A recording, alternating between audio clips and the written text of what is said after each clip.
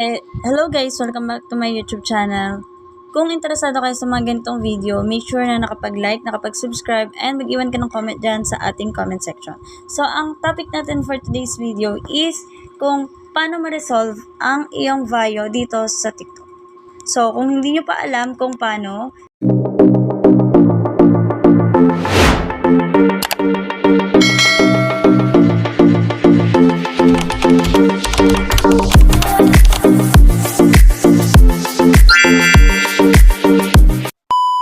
make sure lang na nakapag-like na kayo and let's go. So, pagkapunta mo sa TikTok account mo, click mo tong 3 lines na to. After mong i-click yan, i-click mo yung TikTok Studio.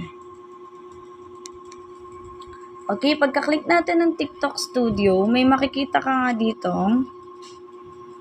Ayan, scroll up. Okay, scroll up mo lang siya hanggang makarating ka sa pinakadulo and makikita mo tong account check. Kung saan makikita mo yung account mo kung healthy ba o meron kang violations. Like ito, yung strike and warnings ko dito is ito. Meron akong, you receive a strike on your account. No post won't be restricted as long as they follow our community guidelines.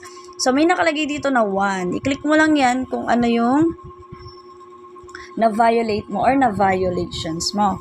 So, eto, kung mapapansin nyo, meron tayong ganyan. Wala na to, makikita dito na resolve kasi nga okay na, na-resolve na natin to. So, ayun lang. And kapag ka-clinic mo yan, may resolve, eto na yung lalabas dyan. Okay, so makikita mo nga itong policy training na tinatawag nila dito, no? Complete this optional training to remove the warning from your account and learn more about our community guidelines. So, ayan, makita nyo, may take the training. So, dahil doon, sa pinakita ko kanina, tapos na nga ako mag-training, kaya naman, wala na tayong nakitang training doon. So, i-click mo lang yung take the training. And ito yung lalabas, hate speech and hateful behaviors. So, ipag-aano mo lang yan, ipag-okay mo lang siya, then click mo yung next, ganyan.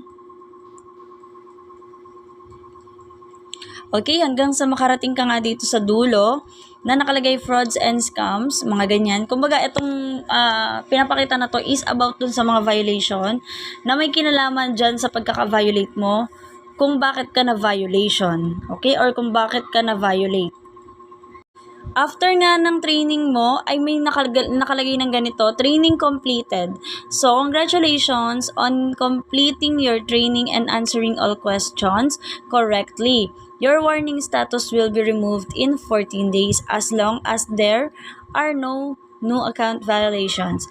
During this period, refer to our community guidelines for more details. So, i-click mo lang yung okay. Base dito sa sinabi dito na complete na daw yung pag-training mo, so okay na. Mag-intay ka na lang ng 14 days para ma-remove na nga yung iyong warning. O, 'di ba?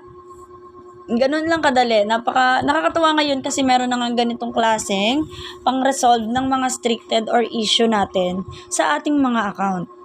Okay, so punta tayo dito sa may account natin. Kung mapapansin nyo, wala na tayong nakalagay na training dito, tapos na. Pero diba, ang sabi nga 14 days. And wala pa pong 14 days ngayon, kaya wala pa dyan. Kaya kita pa rin natin yung account strike natin. So, ganun lang, no? Dito nyo makikita yung inyong account strikes and warnings. And meron namang resolve ngayon ng mga issue. Kaya may chance pa tayong mabago yung mga account natin. Like, mabura yung mga dapat burahin or ma-resolve yung mga issue natin na dapat nating maalis.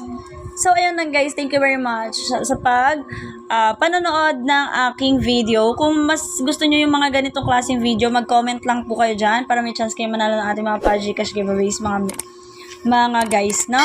So, ayun. Thank you very much guys. Goodbye and God bless.